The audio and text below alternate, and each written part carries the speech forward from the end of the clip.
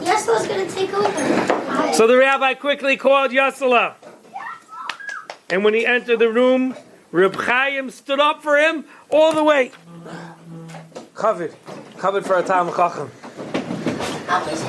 They were amazed. Who's this young Talmid Chacham that the Gadol Adar stands up for him? They couldn't believe it. The Gadol Adar felt this is a great boy. And Rav Chaim turned to Yesela and he says, Reb Yesela, come here. And he sat him next to him. If you sit next to the Rosh Hashiva, you must be a great man. After he sat, Rav Chaim smiled to the people of Slutsk, and he says, do you remember you used to have in your city a troublemaker that you called Yesela? They said, yeah, a long time ago, yeah. Like it was 10 years ago, whatever. So he says, yeah, we remember him. We used to always do types of shtick. Maaseh kundis, which means all types of crazy things. So they said, we haven't seen him for many years. We don't even know where he went. Rav Chaim said, Rabbi Yasel, stand up.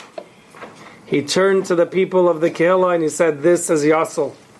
And he is worthy of becoming the new rabbi in your town. They almost fainted. And he started praising him. He learns Torah 18 hours a day. They call him the Rabbi Yasla, the Achzener. 18 hours a day. And he knows Torah well. And he's a Talmid Chacham and he could mamish paskin shaylas. Wow. So he said to the people, you think he would be a good rabbi? And they said, listen, if the rabbi says he's good, he's good. So they went and they brought wine and cake and they made a l'chaim. L'chaim to the new Rav. And as they drank l'chaim, they were so happy that we have a new Rav. They even started singing Mazel Tov. Simin Tov, Mazel Tov, Mazel Tov, Simin Tov, Simin Tov, Mazel Tov, Mazel Tov, Simin Tov, Simin Tov, Mazel Tov, Mazel Tov, Simin Tov, Yay, Lord. And they were so happy. That mamish, they drank l'chaim, they drank the wine, and Reb Chaim said the following words. Reb Yasel, do you remember when you got the letter from your mother that your father's store burned down with all the other tailor shops? He says, you didn't know what to do. Should you go back to your mother and help out in the house? And I told you, I don't know what to say, but I think it's better you learn. And Rav Chaim says, I want you to know, you know why the store burnt down? The Satan wanted to stop you from becoming a Gadol in Torah. He wanted to stop you from becoming a Talmid Chacham.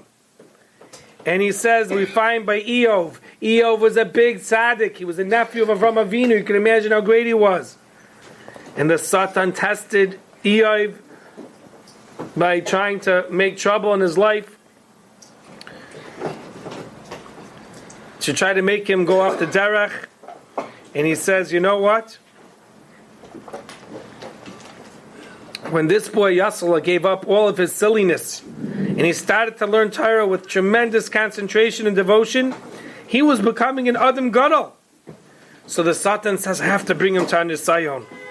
So he decided to get Rishus from Shemayim, from Hashem, to let the stores burn down. And that's when the tailor shops burned down. And then he was trying to get Yasel to leave the yeshiva to come help his father in the business. And then he says, but you stood up in the Nisayon and you kept on learning. And the Satan came again and he let your father become sick to try to get you to leave the yeshiva to go help your parents make a living. Not all parents can support their kids. Sometimes the kids have to support the parents.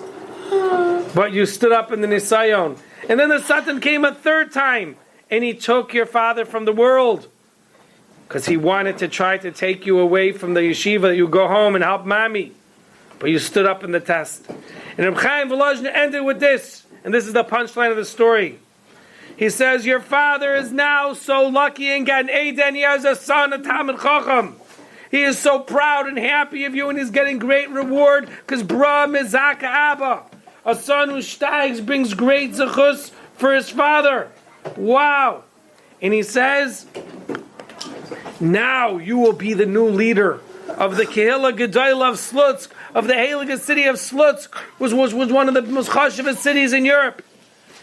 And when the Brisker Rav heard this story, he said that Rav Chaim of Volozhin added that you should know, members of the Slutsk community, and Rav Yos, I want you to know, it's possible that the Satan would have had Rishus to burn down the entire city just to try to take one bacher out of yeshiva.